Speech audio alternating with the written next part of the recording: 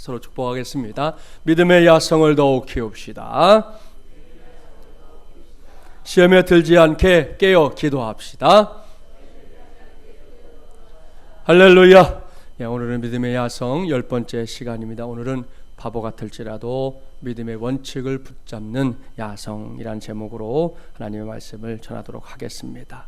오늘 주신 말씀은 요즘 우리 교회가 실시하고 있는 전교인 90일 통큰 성경 통독을 통해서 이미 읽고 지나온 이 말씀 중에 하나입니다. 역사적인 시점으로 보면 다윗이 사울 왕의 뒤를 이어 이스라엘의 이제 두 번째 왕으로 등극한 이후입니다. 왕이 오른 다윗은 이제 국력을 신장시키기 위해 주변 국가들을 상대로 이제 정복 전쟁에 나서게 됩니다. 그 전쟁들을 통해 발견할 수 있는 놀랍고도 특별한 은혜가 한 가지 있는데요. 그것이 뭐냐? 바로 앞장인 사무엘하 8장 6절과 14절 말씀에서 공통적으로 확인되는데요. 그게 뭔지 따라서 해보겠습니다. 다윗이 어디로 가든지 여호와께서 이기게 하셨더라. 할렐루야. 사랑하는 마중물 예랑 가족 여러분, 이 말씀 신바람 나는 말씀입니까? 그저 그런 말씀입니까? 신바람 나는 말씀입니다.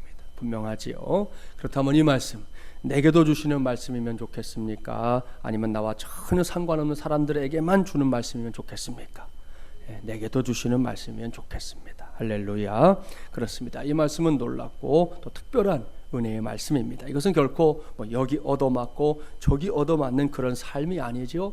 어찌 하다가 그냥 가까스로 딱 한 번 이기고 마는 그런 은혜도 아닙니다. 이것은 연승의 은혜입니다. 그것도 대승을 거두게 하시는 위대한 은혜였습니다. 이것이 왕위에 오른 다윗이 정복 전쟁을 펼쳐나가면서 받고 누렸던 하나님의 은혜였습니다. 생각만 해도 행복하고 감사한 일인데요. 오늘은 이 말씀이 2018년도 10월 첫 주일을 맞아 주일 성수하고 있는 저와 여러분 모두에게 주시는 축복의 말씀이 되기를 주님의 이름으로 간절히 축원합니다. 이렇게 나라의 안정과 또 번영을 위해 정복 전쟁에 집중했던 다윗이 잠시 이렇게 숨 고르기를 하게 되었을 때였습니다. 그때 다윗의 마음속에 불현듯 떠오른 일이 한 가지가 있었어요. 그게 뭔지 본문을 보겠습니다. 본문 1절과 2절 말씀 함께 봉독합니다. 다윗이 이르되 사울의 집에 아직도 남은 사람이 있느냐? 내가 요나단으로 말미암아 그 사람에게 은총을 베풀리라 하니라. 사울의 집에는 종 한 사람이 있으니 그의 이름은 시바라. 그를 다윗의 앞으로 부르매 왕이 그에게 말하되 내가 시바냐 하니 이르되 당신의 종이니이다 하니라. 무슨 말씀인지 아시죠? 다윗 왕과 사울의 아들이었던 이 요나단 사이에 얼마나 끈끈한 우정이 있었는지 알만한 사람은 다 압니다. 당시에 사울 왕은 기회만 생기면 다윗을 죽이려 했습니다. 하지만 요나단은 다윗을 사랑했습니다. 조금이 아니라 자신의 목숨을 걸 정도로 사랑했습니다. 그렇습니다. 다윗과 요나단의 우정은 서로 죽고 못 사는 그런 차원의 우정이었어요. 그랬기 때문에 나중에 사울 왕과 요나단이 전쟁터에 나가 전사했을 때 다윗이 통곡하면서 그의 죽음을 애도했던 겁니다. 그렇게 사울과 요나단이 죽고 나서 다윗은 한동안 사울 왕의 후계자임을 자처하며 스스로 왕이 된 이스보셋이라는 사람과 치열한 싸움을 해야 했고요. 이스보셋마저 죽고 난 뒤에는 통일왕국의 두 번째 왕으로 좀 전에 말씀드렸던 정복전쟁을 벌이느라 또다시 정신이 없었어요. 그렇게 복잡한 시간들, 정신없는 시간들이 지나서 이제야 한숨 돌릴 수 있는 시간이 주어진 건데요. 그때 다윗의 마음속에 요나단에 대한 그리움이 막 사무치게 밀려왔습니다. 그래서 다윗은 사울의 집에, 특별히 요나단의 자녀 가운데 살아남은 사람이 있는지 없는지 수소문하고 있는 겁니다. 사랑하는 여러분, 우리는 이러한 다윗의 마음을 꼭 배워야 합니다. 다윗은 살아생전에 자신을 목숨처럼 사랑해 주었던 요나단을, 그의 우정을, 그의 배려를, 그의 마음을 결코 잊지 않고 있었습니다. 나아가서 자신이 요나단으로부터 받았던 것들을 떠올리며 어떻게든 이 보답할 길을 찾고 싶었습니다. 그러니 이것이 얼마나 귀한 마음입니까? 옳습니다. 이건 요즘같이 삭막한 세상에서 자기가 받은 은혜로 반응하는 게 아니라 막 악으로 반응하는 게 다반사가 되어버린 세상에서 정말이지 너무나도 그리운, 너무나도 필요한 그런 마음이 아닐 수 없습니다. 우리 주변에서는 물론이고 여러분 일터에서도 보세요. 나름대로 선의를 베풀었지만 그것과 전혀 다르게 행동하는 사람들 너무 많으니까 요즘은 참 안타까운 일인데요. 아무튼 이런 마음은 비단 사람과 사람의 관계에서만 필요한 게 아닙니다. 제가 아는 한 목사님이 부목사 시절에 겪었던 이야기를 해준 적이 있었습니다. 그 목사님은 지금도 신방하면 늘 떠오르는 기억이 나는 한 할머니가 있다 그랬어요. 자신이 경기도에 있는 한 교회에서 부목사로 사역할 때 하루는 이제 교회에 새 가족으로 등록한 가정에 신방을 가게 됐습니다. 그 가정에 도착해서 이제 아파트 초인종을 눌렀죠. 띵동 띵동. 누구세요? 교회에서 신방 왔습니다. 집안에서 잠시만 기다리세요 하는 소리가 들리더니 잠시 후에 아파트 문이 열렸어요.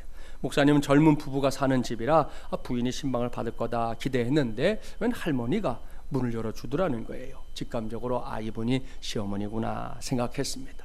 이 목사님이 일행은 문 앞에서 할머니에게 정중하게 인사를 하고 할머니 안내를 따라 이제 거실로 들어갔어요. 인사를 다시 합니다. 할머니 안녕하세요. 저는 이 지역을 담당하고 있는 목사입니다. 그리고 이분은 전도사님이시고요. 인사를 받은 할머니 근엄한 표정을 지으면서 하는 말, 젊으신 분이 큰 교회 주지 스님으로 계시는군요. 참으로 훌륭합니다. 이렇게 말하더라는 거예요. 갑자기 주지 목사라는 이 말, 주지 목사라는 말에 목사님 일행은 웃음을 찾지 못하고 한바탕 웃었습니다. 할머니 저는 주지 목사가 아니고 담임 목사님을 돕는 새끼 목사입니다. 예전에 그런 말도 썼는데 부목사님들 새끼 목사라고. 이 말에 이번에는 할머니와 또 함께 이제 웃음이 터졌다는 거지요. 할머니와 대화를 나누면서 왜 주지 목사라는 호칭을 사용했는지 알 수 있었습니다. 여러분이 짐작한 대로 이 할머니가 오랫동안 절에 다녔던 분이라 주지라는 호칭이 너무나 익숙했던 거죠. 그래서 목사에게도 그 호칭을 사용했던 건데요. 할머니는 예수님을 믿는 며느리를 맞아들인 후 이 가정의 평화를 위해서 개종했다 그랬습니다. 그런데 막상 예수님을 믿고 보니 참으로 마음도 육신도 평안하다 고백하면서 하나님은 너무 좋으신 분이라고, 그리고 그 은혜가 너무 크다 그랬습니다. 아울러 얼마나 입에 침이 마르도록 예수님 믿는 이 며느리를 칭찬하는지 신방대원들 모두가 아주 흐뭇했다는 거예요. 사랑하는 마중물이란 가족 여러분, 재미있는 실화입니다. 하지만 재미만 있는 게 아니라 의미도 있지요. 아직 하나님에 대해서 온전히 알지도 못하는 초짜 중에 초짜 신자지만 그래도 하나님의 은혜를 깨닫고 있다는 것, 그것이 중요합니다. 그뿐이 아니죠. 그 은혜에 반응하잖아요. 물론 아직은 은혜에 반응하는 방법이 너무 서툽니다. 목사를 앞에다 두고 뜬금없이 주지 목사 이런 단어를 사용하고 있으니 말입니다. 그래도 정말이지 그래도 자신이 깨달음을 통해 얻은 은혜에 감사하는 할머니의 그 다부진 마음만큼은 너무나 귀한 마음인 줄 믿습니다. 사랑하는 여러분, 이 시간을 빌어 제 자신에게도 여러분에게도 신신당부합니다. 우리 모두 은혜에 반응할 줄 아는 성도들이 됩시다. 그 은혜가 다윗처럼 사람으로부터 받은 은혜이든 이 초신자처럼 하나님으로부터 받은 은혜이든 간에 은혜에는 은혜를 받은 사람답게 반응하는 성도들이 되자는 말씀입니다. 이것은 마땅한 일입니다. 이것은 옳은 일입니다. 물론 지금 우리가 사는 세상은 분명히 이러한 마땅함이나 옳음과 상관없는 방향으로 마구 치닫고 있습니다. 그래서 종종 어이가 없을 때도 있잖아요.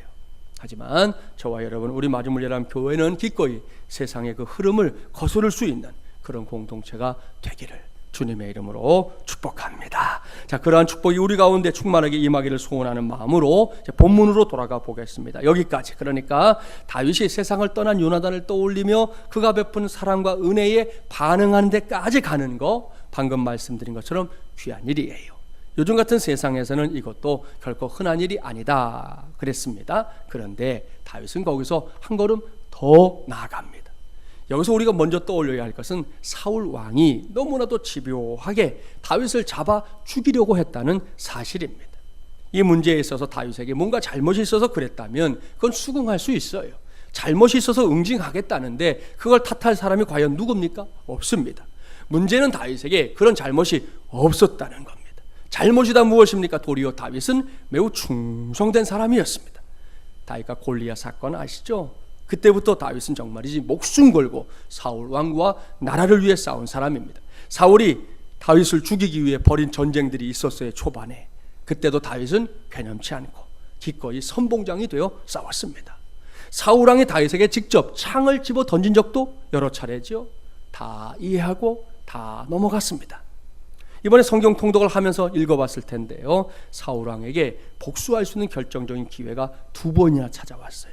시커먼 동굴 안에 다윗은 순식간에 사울 왕의 목숨을 빼앗을 수 있는 그런 기회를 얻었던 거죠. 실제로 다윗의 부하들은 그렇게 하는 게 마땅하다 그랬어요. 심지어 어떤 부하는 이건 하나님께서 주군에게 허락하신 절호의 기회입니다. 어서 사울을 죽이십시오. 그래서 사울에게 원수를 갚으십시오. 간청하기까지 했습니다. 그러나 다윗은 그러한 기회조차 자신의 것으로 삼지 않습니다. 하나님께서 기름 부어 세운 사울 왕을 어떻게 죽일 수 있느냐 하면서 말입니다. 여기까지 지나간 시간을 잠시 살펴봤을 뿐인데요, 다윗을 대했던 사울 왕의 처사를 보라는 겁니다. 정말이지 악 그 자체였습니다. 따라서 사울의 집과 다윗의 관계는 원수와도 같았다, 얼마든지 이렇게 표현할 수 있습니다. 그러한 사실을 상기한다면 본문에서 다윗이 하려고 하는 것, 사울의 가문에 남아있는 사람이 있는지 알아보는 것, 이것은 사람의 마음만으로는 쉽게 이해할 수 없는 일이라는 거예요. 틀림없습니다. 당시에 대부분의 사람들이 다윗을 이해할 수 없었을 겁니다. 특별히 다윗과 함께 사울 왕을 피해서 광야 생활했던 사람들이 600명이거든요. 그 600명의 부하들 더더욱 다윗을 이해할 수 없어서 몸부림을 쳤을 겁니다. 그놈의 사울 왕 때문에 치를 떨 만큼 힘들었던 세월이 도대체 얼마냐는 거예요. 멀쩡한 내 나라를 놔두고 적국인 블레셋에 망명까지 했지 않습니까? 그곳에 가서도 편안하질 않았어요. 다윗의 충성심을 의심하는 블레셋의 왕과 신하 앞에서 다윗은 미친 척을 해야만 했습니다. 아니, 나의 목숨보다 소중한 주군이 침을 질질 흘리면서 벽을 긁어대는 정신 나간 짓을 하는 걸 봐야만 했단 말입니다. 그러니 다윗의 부하들은 사울 왕을 생각만 해도 막 속이 부글부글 끓는 거죠. 게다가 다윗이 지금 요나단을 언급했는데요, 요나단은 이미 사라진 인물이지 않습니까? 세상을 떠나버렸어요. 그러니 그냥 모르는 척하고 지나가 버리면 될 일입니다. 다윗이 이렇게 한다고 해서 비난할 사람 없어요. 다윗이 그렇게 하는 건 당연하다, 다들 이렇게 생각할 일이었습니다. 그런데도 이 점에 있어서 다윗의 생각은 달랐습니다. 다윗에게는 사울이니 원한이니 사울을 원수처럼 생각하는 것 등등이 더 이상 의미가 없었습니다. 다윗은 그저 요나단이 그리웠습니다. 그저 요나단의 사랑을 잊을 수 없었습니다. 이것이 다윗의 솔직한 마음이었어요. 비록 그것이 세상의 상식을 거스르는 것이라 할지라도 세상 사람들이 보면 저 사람 지금 뭐하는 짓이냐 이렇게 되묻는다 해도 다윗은 사울의 가문을 위해 뭔가를 하고 싶었다는 말입니다. 사랑하는 마주무자란 가족 여러분, 저는 오늘 이러한 다윗을 저와 여러분이 본받기 바랍니다. 꼭 그렇게 되기를 주님의 이름으로 축복합니다. 저는 오늘 그러한 다윗의 믿음, 한마디로 말하면 이건 아주 우직한 믿음이고요, 다른 말로 표현하면 설교 제목에 언급된 것처럼 이게 바보 같은 믿음인데요, 그러한 다윗의 믿음을 오늘 우리 모두가 붙잡아야 할 믿음의 야성으로 제 자신에게도 여러분 모두에게도 선포하는 바입니다. 그렇습니다. 오늘은 바보 같을지라도 믿음의 원칙을 붙잡는 야성, 이것을 꽉 붙잡기 바랍니다. 이것이 우리 모두에게 필요한 우직한 믿음입니다.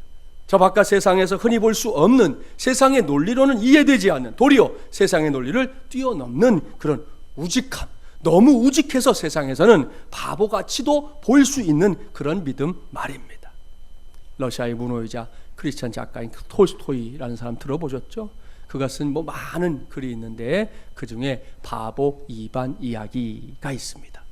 이런 내용이죠. 옛날에 한 농부가 3남 1녀를 뒀습니다. 맏아들 이 세묘는 무관, 칼을 쓰는 무관이고요, 둘째인 배불뚝이 따라 쓰는 이 장사꾼입니다. 그리고 셋째가 이반이고 마지막은 이제 벙어리 누이인 이 말라니아였습니다. 이반의 두 형은 각각 자기의 몫을 청지해서 도시로 나갔고 이반은 시골에 남아서 열심히 농사를 지었습니다. 이반의 두 형이었던 세 명과 따라서는 매우 심술궂고 욕심사나웠지만 이들 사남매는 늘 화목했다는 겁니다. 이것을 못마땅히 여긴 대장 도깨비가 쫄병 도깨비 셋에게 이 화목한 가정을 파괴해라 지시합니다. 결국 도깨비들의 조화로 두 형이 쫄딱 망해서 시골로 돌아와요. 두 형과 식구들까지 하루아침에 한 지붕에 세 가족이 모여 살게 됐는데도 사남매는 화목했습니다. 이유는 두 형과 그 식구들이 아무리 막 억지 소리를 해도 이반이 아무 소리 않고 다 받아주고 다 이해했기 때문입니다. 두 형은 그런 이반을 늘 바보다, 저놈은 바보 천치다 이렇게 생각했습니다. 사남매의 이 화목 원인이 이반에게 있다 판단한 졸병 도깨비 셋이 이번에는 이반을 집중 공격하는 거예요. 일을 하지 못하도록 배탈을 일으킵니다. 땅거죽을 딱딱하게 만들어 버립니다. 소목이 이 풀을 베지 못하도록 막 요사를 부리고 밀나락을 썩게 하는 등등 별별 수단을 다 쓰는 거예요. 하지만 이반은 정말 바보같이 배 아픈 걸 막 꾸역꾸역 참아가며 쟁기를 몇 번씩 다른 것으로 바꿔 끼우고 숫돌을 아예 들판에다 내놓고 그것을 낫을 거기다가 갈아가면서, 그리고 도깨비들도 피곤하던가 봐요. 잠든 사이에 들판의 밀을 모조리 베어내어서 풍작을 이룹니다. 그렇게 해서 욕심 많고 경우 없는 두 형의 식구들과 여전히 화목하게 살아가는 겁니다. 이를 보다 못한 대장 도깨비가 직접 나서서 이들 사남매의 화목을 깨뜨리려고 막 술수를 부려서 이반과 두 형을 각각 한 나라의 왕들이 되게 합니다. 왕이 된 이반과 그 백성은 전과 다름없이 한결같이 농사일만 열심히 하는 거예요. 그런데 왕이 된 큰형은 군대를 일으켜서 더 큰 나라를 세우려고 하다가 쫄딱 망하고, 왕이 된 둘째 형은 세계 제1의 부자 왕이 되겠다고 세금만 긁어 모으다가 또 쫄딱 망해서 다시 이반의 나라에 더부살이를 하러 들어옵니다. 이번에도 이반은 바보같이 아무 소리 없이 두 형 가족들을 성심껏 부양합니다. 자기의 술수가 통하지 않자 대장 도깨비는 돈과 권력으로 이반을 유혹해서 넘어뜨리려고 악착같이 소란을 피웠습니다. 하지만 이반과 그의 백성들은 그저 변함없이 들판에 나가서 자기 손으로 일했고요, 제 손으로 샘물을 파서 마시고 살았습니다. 이렇게 자기가 가진 수단을 몽땅 다 썼는데도 요지부동인 바보와 같은 이반과 그의 백성들 때문에 너무나 큰 스트레스를 받은 대장 도깨비, 어떻게 됐을까요? 이야기를 보면 머리가 깨져서 죽어버려요. 참 대단한 일이죠. 그의 형들이 그리고 도깨비들이 바보라고 불렀던 이반 나라에는 유일한 국법이 있었습니다. 그것은 손에 못이 박힌 사람은 누구라도 식탁에 앉아 먹을 권리가 있다. 반면에 손에 못이 박히지 않은 사람은 누구라도 식탁에 앉아 먹을 수 없다는 겁니다. 다만 먹다 남은 음식 찌꺼기는 식탁이 아닌 곳에서는 마음껏 먹어도 좋다. 이것이 국법의 전부였습니다. 사랑하는 여러분, 재미있는 이야기죠. 아이들도 좋아할 이야기입니다. 중요한 건 이 이야기가 철저하게 기독교 신앙을 배경으로, 우리가 오늘도 논하고 있는 믿음을 바탕으로 쓰여진 글이라는 사실입니다. 여기서 톨스토이가 강조하려 했던 것이 뭐냐? 그것은 기독교 신앙이 때로는 세상적인 관점으로 볼 때 얼마든지 바보스럽게 보일 수 있다는 겁니다. 옳은 지적이에요.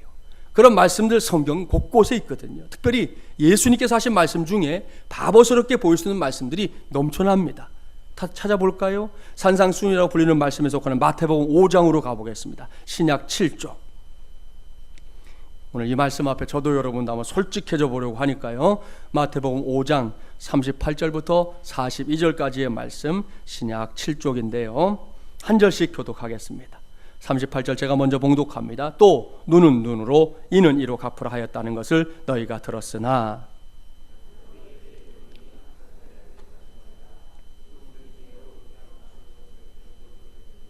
또 너를 고발하여 속옷을 가지고자 하는 자에게 겉옷까지도 가지게 하며,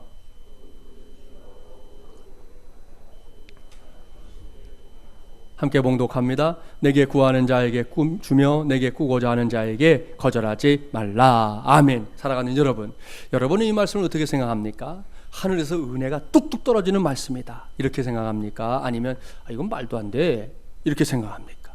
오랜만에 보기를 줄까요? 1번 은혜가 뚝뚝, 2번 말도 안 돼. 몇 번입니까? 몇 번이요? 2번이에요? 1번이에요? 정확하게 의사표현을 해보세요. 2번이 2번. 대다수가 2번일 거예요. 여기서 과감하게 물론 1번 찍는 성도도 있어요. 그 사람은 믿음이 충만한 성도인데요. 그런 성도도 솔직하게 말하면 성경과 예수님에 대한 예의 때문에 1번을 찍었을 가능성이 농후합니다. 이게 무슨 말이냐? 방금 교독했던 말씀이 다른 것이 아닌 성경이다. 그것도 예수님께서 하신 말씀이다. 이렇게 생각하고 읽었기 때문에 1번을 찍게 된다는 거예요. 그렇죠?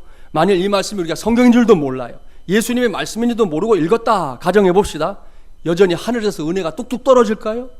어린 반푼어치도 없어요. 누군가에게 오른쪽 뺨 맞았어요.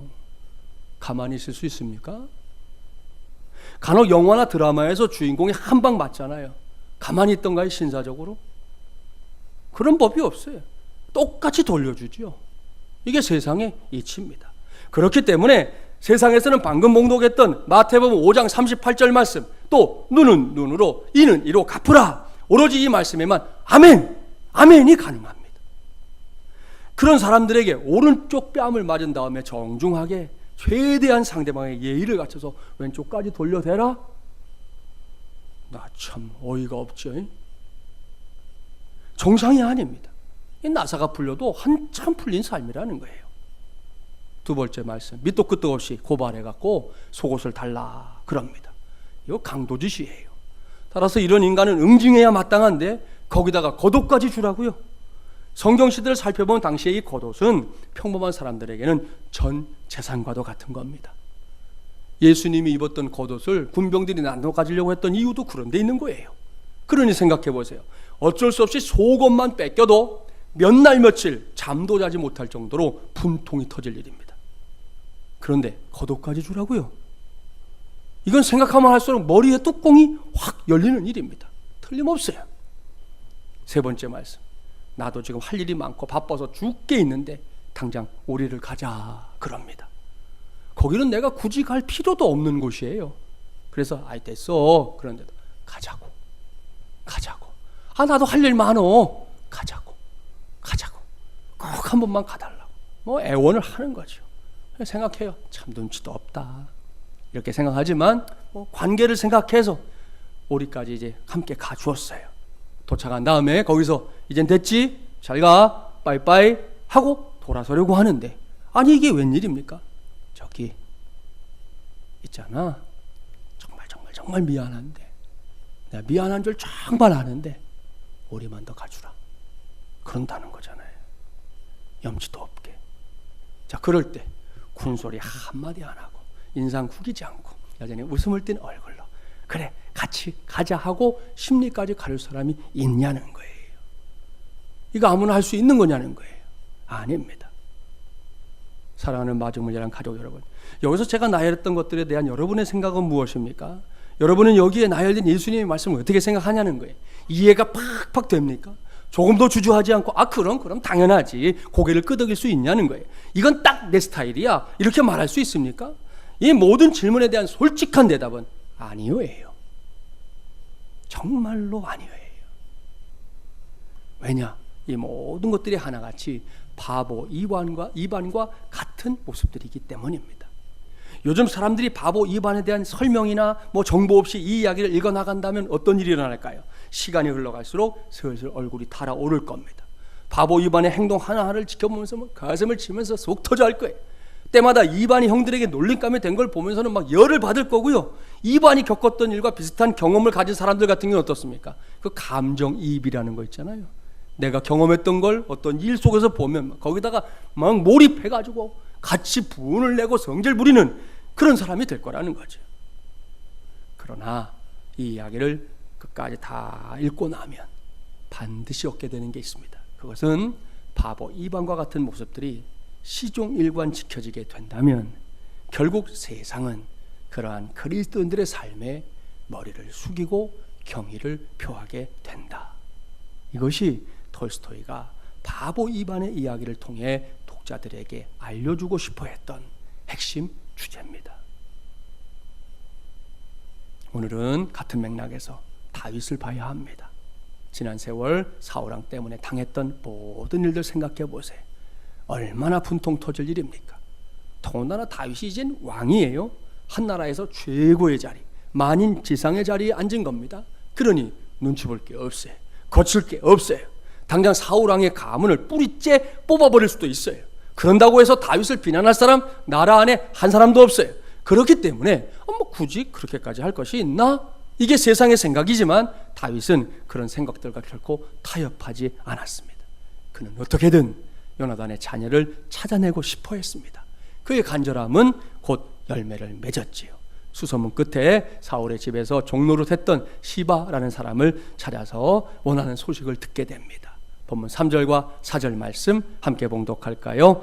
왕이 이르되 사울의 집에 아직도 남은 사람이 없느냐? 내가 그 사람에게 하나님의 은총을 베풀고자 하노라 하니 시바가 왕께 아뢰되 요나단의 아들 하나가 있는데 다리 저는 자니이다 하니라. 왕이 그에게 말하되 그가 어디 있느냐 하니 시바가 왕께 아뢰되 로드발 암미엘의 아들 마길의 집에 있나이다 하니라. 아멘. 사랑하는 여러분, 요나단의 자손을 수소문하던 다윗 왕이 드디어 살아남아 있는 아들이 하나 있다 하는 소식을 듣게 됩니다. 그는 다리를 저는 자다 그랬어요. 그의 이름 무비보셋입니다.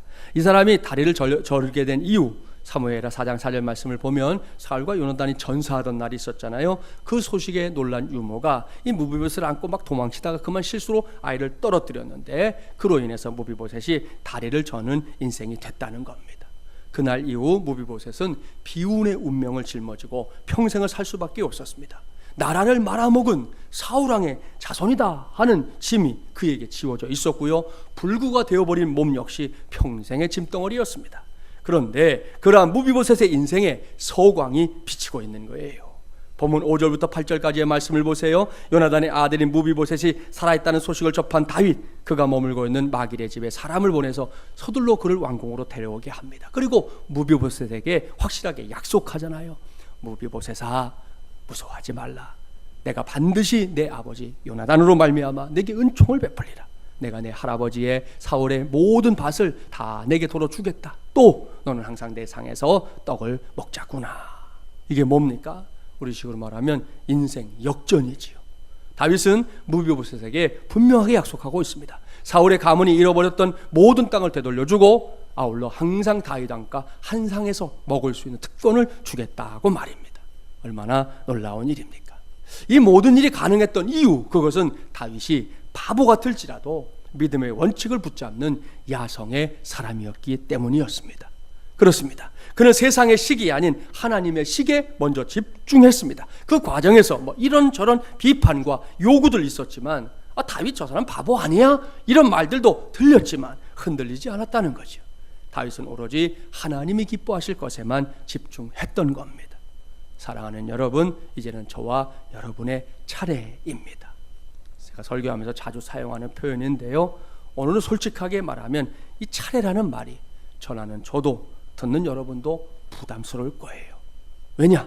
오늘 우리가 만난 건 다윗처럼 사는 거, 저와 여러분에게 분명히 어려운 일이기 때문입니다. 선뜻 해보겠다고 나서기보다는 주저하게 되는 게 사실입니다. 가능하다면 안 하고 싶어요. 하나님만 아니라면 얼마든지 모른 척하고 싶은 삶입니다. 이게 사실이기 때문에 말씀을 마치기 전에 한 가지 이야기를 더 합니다. 까다로운 질문을 던지기로 유명한 송나라, 중국의 송나라 사신이 우리 고려에 오게 됐습니다.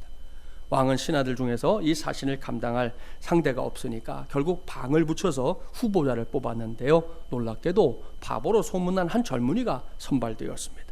거만한 표정으로 독착한 사신이 바보 청년을 보자마자 두 손에 엄지와 검지를 딱 붙여가지고 사각형을 딱 그려 보였어요. 이에 바보 청년은 두 손에 엄지 검지로 둥그렇게 만들어 보여준 거예요. 그랬더니 사신이 당황하면서 손가락 4개를 딱 펴보입니다. 이에 바보는 손가락 3개를 딱 펴보였어요. 더 당황한 사신, 이번에는 수염을 쓰다듬었더니 이에 질세라 바보는 자기의 배를 쓰다듬었습니다. 여기까지 일이 진행되자 사신은 얼굴이 하얗게 질려서 송나라로 돌아갔다는 거예요. 이게 도대체 무슨 일일까? 이 광경을 지켜보던 사람들이 사신에게 왜 이렇게 도망치듯 돌아가십니까? 물었더니 사신이 이렇게 대답했다는 거죠. 내가 손으로 사각형을 그리면서 땅의 이치를 아느냐 물었더니 이 사람은 둥근 원을 그리면서 하늘의 이치도 안다 그랬고, 내가 네 손가락을 펴서 사서 삼경 아시죠? 유교의 경전 사서를 아느냐 그랬더니 이 사람이 삼경도 안다 그렇게 했다는 거예요. 또 내가 수염을 쓰다듬으면 신농씨를 아냐. 이 신농이라는 건 중국 전설에 나오는 이 삼황 중에 한 사람을 가리키는 건데요, 신농씨를 아느냐 물은 건데 그 배를 쓰다듬었잖아요. 이게 복희씨, 삼황 중에서도 최고의 제왕을 가리킵니다. 복희씨도 안다 대답했다. 이렇게 대단한 사람이 고려에 있으니 내가 돌아갈 수밖에 없지 않겠는가 그랬다는 거죠. 한편 까다롭고 괴팍한 사신을 물리친 바보에게 크게 놀란 왕과 대신들이 어떻게 된 거냐 물었어요. 그랬더니 이 청년 하는 말, 당시 이 바보 청년이 어머니가 준 떡을 먹고 막 배부르게 된 상태에서 사신을 만나러 왔다는 거예요. 그런데 사신이 네모난 떡을 먹었느냐 묻기에 나는 둥그런 떡 먹었다 그렇게 대답했고 4개 먹었느냐 아니 나 3개 먹었다 그랬다는 거죠. 떡을 맛있게 먹었느냐 그리고 수염을 이렇게 쓰다듬으니까 난 배부르게 먹었다 그렇게 대답했다는 거예요. 참 뭐 엉뚱했지만 기발한 대답, 게다가 까탈스러운 사실을 들었다 놨다 하는 그런 대답이 되지 않았습니까? 여기서 결론을 내리려 합니다. 세계적인 심리학자인 칼 융이라고 하는 분 들어봤을 텐데, 이 사람이 인간이 성숙해가는 여정에서 마지막으로 도달하는 지점을 놓고 뭐라고 그랬냐? 바보의 품성이다 그랬습니다. 우리가 계속 성숙해 가다 보면 마지막에 이르는 여정의 끝에는 바보의 품성이 드러나게 된다는 거예요. 의미심장한 말입니다. 우리 모두가 대부분 경험한 걸 텐데요, 대인관계에서 너무 똑똑한 거, 그것이 오히려 인간관계를 깨뜨리는 이유가 된다는 거 아시죠? 좀 어리숙하면 차라리 괜찮은데 너무 똑똑한 거, 날이 딱 서 있는 그런 사람과는 이게 참 관계를 만들어가는 게 너무 어려운 거예요. 종종 자기 잘난 맛에 취해 사는 사람들도 볼 때가 있습니다. 입만 열면 자랑이 쏟아져 나와요. 어제 오늘 일 자랑하면 좀 봐줄만 한데 10년 전, 20년 전, 30년 전 우리 애 태어났을 때부터 막 자랑하는 이런 걸 어떻게 들어주냐는 거예요. 황소고집을 앞세워 자기의 주장만 옳을 뿐 다른 사람들이 말하는 건 다 가소롭게 여기는 태도도 있어요. 그런가 하면 요즘 같은 때도 목소리가 크면 이긴다고 생각하는 그런 사람들도 많아요. 이런 경우에 본인 스스로는 뭐 그런 저런 것들이 대단한 줄 알지만 신앙 안에서 보면요, 그것처럼 어리석어 보이는 게 또 없는 경우들이 참 많습니다. 저분이 신앙생활 하는 건가? 믿음이 뭔지를 알고 있는가? 이런 질문을 하게 된다는 거죠. 그러니 요즘 세상에서 흔하게 볼 수 있는 자신이 뭔가에 빠삭하다고 고개조차 숙일 줄 모르는 그런 인생 되지 말고 주님 안에서 진정한 보화가 무엇인지 알고 그것부터 쫓아갑시다. 그래서 때로는 세상으로부터 바보 같다라는 말을 듣더라도 묵묵하게, 또한 우직하게 그 길에 서는 저와 여러분이 되기를 바랍니다. 분명한 사실, 때가 되면 하나님께서 누가 진짜 바보인지 분명하게 알게 하실 줄 믿습니다. 좀만 기다리면 하나님이 알게 할 때가 온다는 거예요. 오늘 이후 그러한 믿음의 야성으로 자신을 무장하고 우리 교회를 무장시켜서 하나님의 뜻을 세상 곳곳에서 세우고 이루어 나가는 저와 여러분이 되기를 주님의 이름으로 간절히 축원합니다.